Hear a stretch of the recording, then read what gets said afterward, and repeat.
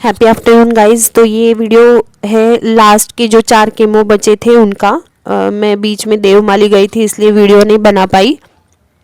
तो ये चारों केमो का एक ही दिन में मैं वीडियो बनाती हूँ। पहले 4 केमो के एक वीडियो थे, लेकिन ये 4 केमो के एक साथ बना रही हूँ, 5, 6, 7, 8। तो ये 5वां केमो के पहले मुझे सोनोग्राफी वगैरह थोड़े एक्स्ट्रा चेकअप करने को बोला था, वो सब चेकअप किया। और जिस दिन फिक्स हुआ था 15 दिन बाद केमो, तो वो डेट फिक्स हो गई। फिर वो जब केमो के लिए गई तो मेरा वेट सेम ही था।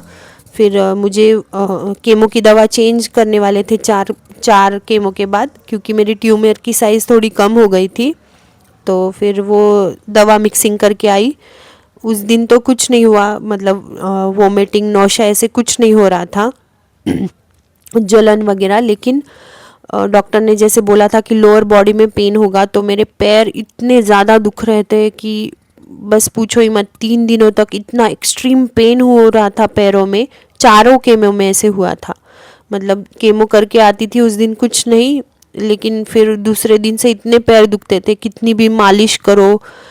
तेल से मैंने मालिश की, हॉट बैग से सेका, लेकिन वो दर्द कम ही नहीं हो रहा था। पेन किलर लेती थी तो एक आध दिन अच्छा लगता था, नींद आती थी, लेकिन पेन किलर भी असर नहीं कर रही थी, इतना दर्द हो रहा था पैरों में। 4 दिन तक ये दर्द रहा, फिर 5वें दिन से कम कम होने लगा। ये चारों केमो में सेम ही हुआ था। बाकी नौशा, वोमिटिंग ऐसे कुछ नहीं था, खाना भी अच्छे से जा रहा था।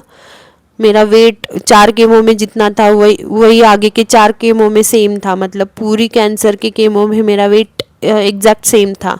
कुछ ग्राम्स कम हुआ होगा, उससे ज़्यादा तो कुछ कम नहीं हुआ था। फिर जैसे जैसे खाने को बोला था डॉक्टर ने, मतलब मुझे बीट वगैरह ऐसे, डॉक्टर ने तो सब कुछ खाने को बोला था, लेकिन जो नॉर्मल जो पेशेंट थे जो एक दूसरे से डिस्कस करते थे, उन्होंने बोला था बीट वगैरह, गाजर, आंवला, ऐसे एंटी ऑक्सीडेंट जो होता है वो सब कुछ खाने से इम्यूनिटी अच्छी होती है। तो जिससे इम्यूनिटी अच्छी होती है वो सब मैंने खाया। और फिर थोड़े हीट तो बढ़ रही थी, थोड़े फोड़ी भी आई रही, मतलब पर्स वाला जो मैंने बोला था, पेट पे, हाथ पे वगैरह आया था। हाथ की स्किन सडनली निकलने लगी थी हीट की वजह से।